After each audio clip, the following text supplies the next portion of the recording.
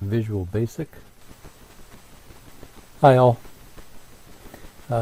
In this video we're going to do number 8.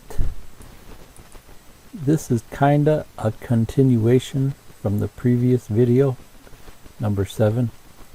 In this video I want to go over the while statement. There's a few variations to this. Sometimes you'll see it as a while statement, sometimes you'll see it as a do while. But in this video we're only going to go over the while statement because I don't want to confuse you.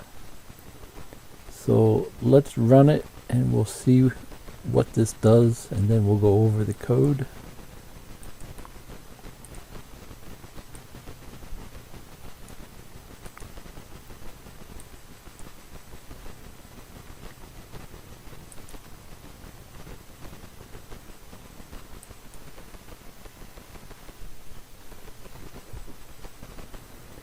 Okay, and then we'll I'll clear the screen and then I'll run it. So here you can see it's just printing this text out 4 times. 1, 2, 3, 4. So just to run through the code, we create my number as an integer and make it equal to 1. And then from here to here is the while statement.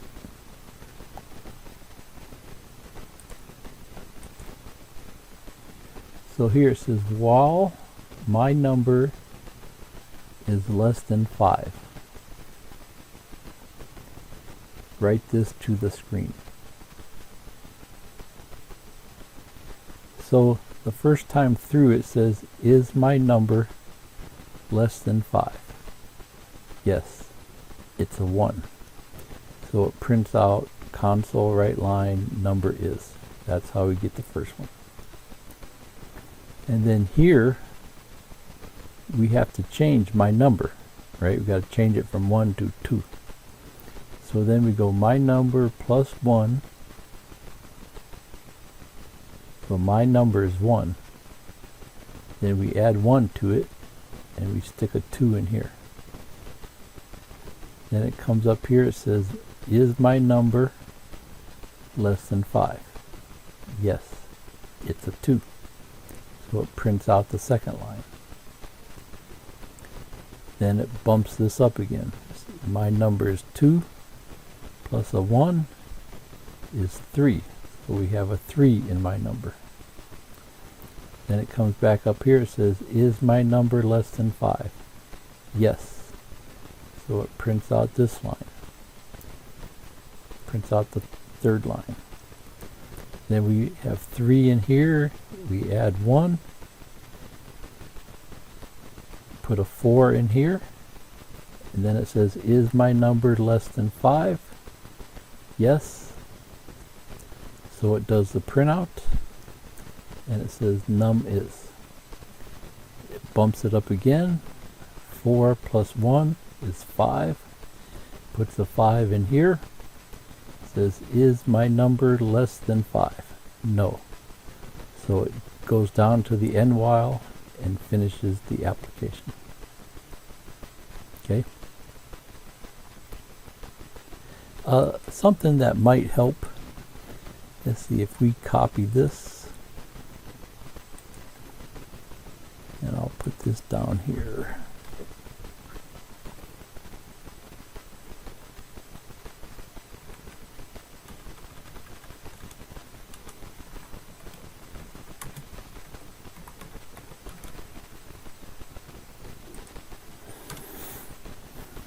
We'll compile, and then we run it from the console. So you can see when it jumps out of the while loop, it continues with the rest of the application, and it did this printout here.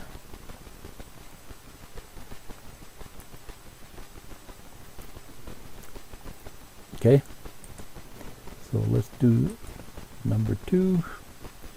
Number 2 is the same thing, except we're putting my number at the end of the line.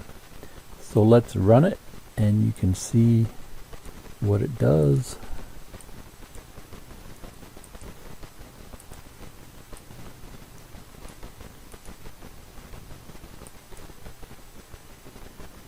Compile it,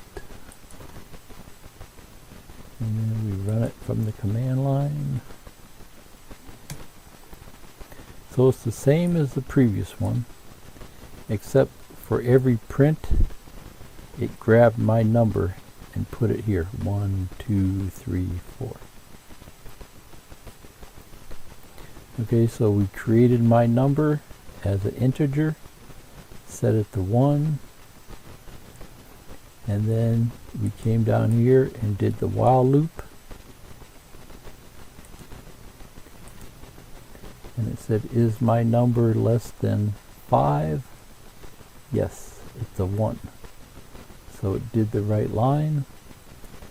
Number is, and we add my number to the end of the line. Number is 1. So that's just an add sign. It's called an ampersand. It's above the 7 key. And then this is just our variable that we created here. Then we bump 1 up to 2, store 2 in here. Is my number less than 5? Yes. Do the right line, number is, and then stick a 2 on the end of the line. That's how we get a 2 here. Okay? And the rest of the application is the same as the first one. Number 3. Number 3 is the same thing, except we're using less than or equal to. So let's grab the code here.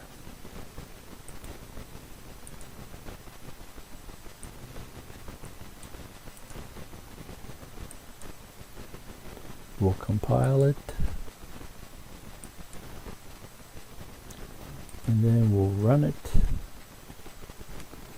So you can see now we're getting the num1 is 5. Okay, so that type of thing is important. Sometimes you want it to run 4 times, sometimes you want it to run 5 times. Here, when my number was equal to 5, it came up here and said, is my number less than or equal to 5? Yes, it was equal to 5. So it still did the right line, and it printed out num is 5. Num1 is 5. And then it bumped it up to 6 here, and it came up here and said, is my number less than or equal to 5? No. Now it's 6. So it jumped out of the while loop and finished the program. If we wanted to, we could do this.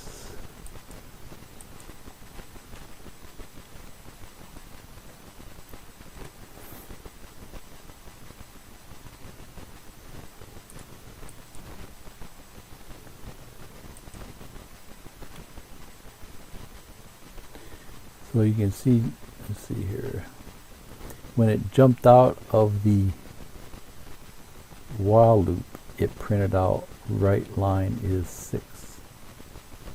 Let's see if we change this to out of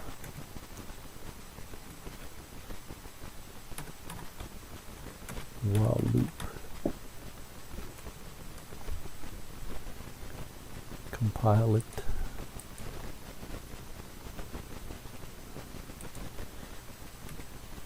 So now it says out of while loop 6.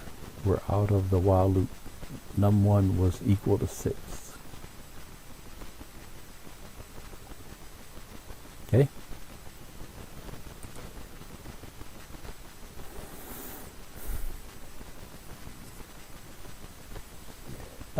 This is exactly the same thing, except we're using a shorthand way to bump a number up.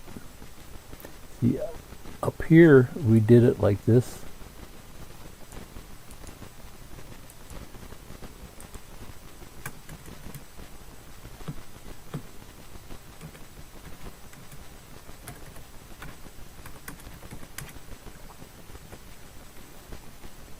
We said take my number, add 1 to it, and put the total here. Here we're doing it just in this. This is like one of them goofy programming things. This just says take my number, add 1 to it, and put the total back in here.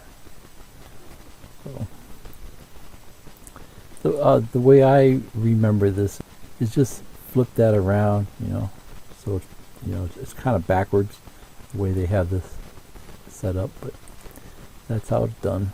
So let's run it and you can see what this does.